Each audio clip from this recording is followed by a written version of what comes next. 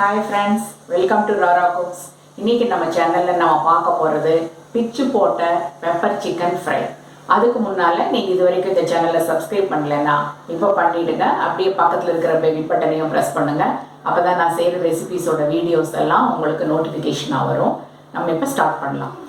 Pepper chicken செய்யறதுக்காக ஒரு 1/2 kg chicken எடுத்துட்டு வந்து பாருங்க, இப்படி பெரிய பீஸாக எடுத்துட்டு வந்து கொஞ்சமாக மஞ்சத்தூள் போட்டு வேக வச்சு எடுத்து வச்சிருக்கேன்.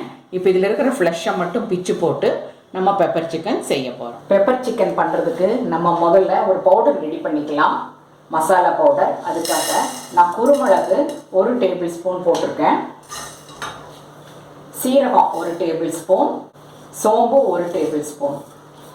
இதை நல்லா ட்ரை ரோஸ்ட் பண்ணி ஆறுனதுக்கு அப்புறமா மிக்ஸி ஜாரில் போட்டு பவுடர் பண்ணி எடுத்துக்கலாம். இப்போ ஸ்டவ்வில் கடாயை வச்சு 3 டேபிள் ஸ்பூன் ஆயில் விட்டுருக்கேன். ஆயில் காஞ்சிருச்சு. கொஞ்சமாக ஒரு 1/2 டீஸ்பூன் சோம்பு போடுறேன். அது பொரிஞ்சதும் கொஞ்சம் பெரிய ஆனியன் 2 கட் பண்ணி வச்சுருக்கேன், அதை போடுறேன்.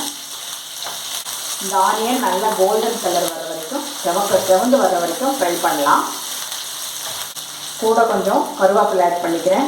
கருவேப்பிலை நிறையா போடணும், நல்லாயிருக்கும் நிறையா போட்டோம்னா. இது கொஞ்சம் நேரம் ஃப்ரை ஆகட்டும். இதில் இஞ்சி பூண்டு பேஸ்ட்டு 1 டேபிள் ஸ்பூன் போடுறேன். கரம் மசாலா 1/2 டீஸ்பூன், தனியாத்தூள் 1/2 டீஸ்பூன். இப்போ இது எல்லாத்தையும் சேர்த்து நல்லா மிக்ஸ் பண்ணி விடுங்க. இந்த இஞ்சி பூண்டு பேஸ்ட்லேருந்து பச்சை வாசம் போகிற வரைக்கும் நல்லா ஃப்ரை ஆகட்டும்.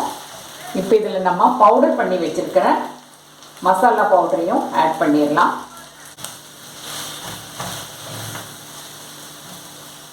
இதில் தேவையான அளவு உப்பு போட்டுடுறேன். நான் ஏற்கனவே 70% குக் பண்ணி வச்சுருக்கிற சிக்கனை பிச்சு போட்டு வச்சுருக்கேன், அதை இதில் ஆட் பண்ணுறேன்.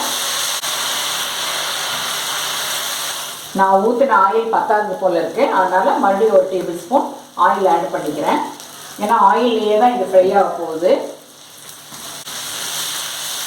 இப்போ ஸ்டவ்வை மீடியம் ஃப்ளேமில் வச்சு மூடி வச்சுருவோம்.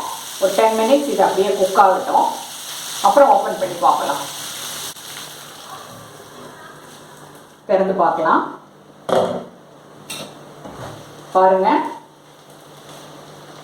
நல்லா குக் ஆகிடுச்சு. எண்ணெயெல்லாம் பிரிஞ்சு வந்து நல்லா குக்காகி நிற்கிது சிக்கன் எல்லாம்.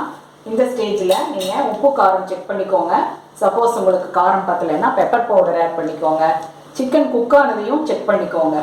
உங்களுக்கு இனி கொஞ்சம் குக் ஆகணும்னு நீங்கள் ஃபீல் பண்ணிங்கன்னா லேசாக தண்ணியை தெளித்து மூடி வச்சுருங்க. ஒரு 2 மினிட்ஸில் வெந்துடும். பிச்சு போட்ட பெப்பர் சிக்கன் ஃப்ரை ரெடியாக இருக்குது.